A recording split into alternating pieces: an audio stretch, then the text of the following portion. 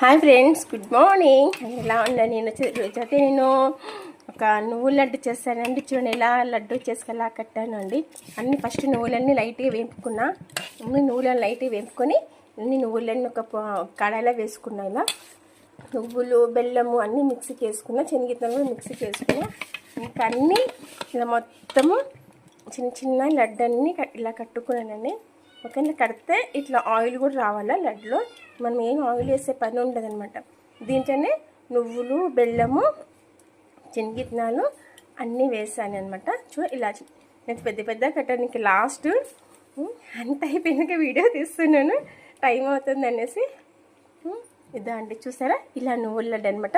ఏమేమి వేసానో చెప్తాను చూడండి. నువ్వులు లైట్గా వేపుకోవాలా. నువ్వులు బెల్లము శనగిత్తనాలు లైట్గా వేపుకొని పక్కన పెట్టినా. అవన్నీ మిక్సీకి వేసుకొని ఒక కడాయిలో అంతా ఇలా వేసేసుకోవాలి మొత్తం. ఓకేనా, ఇదంతా కడాయిలో వేసేసుకొని అన్ని ఇలా లడ్డు కట్టాను.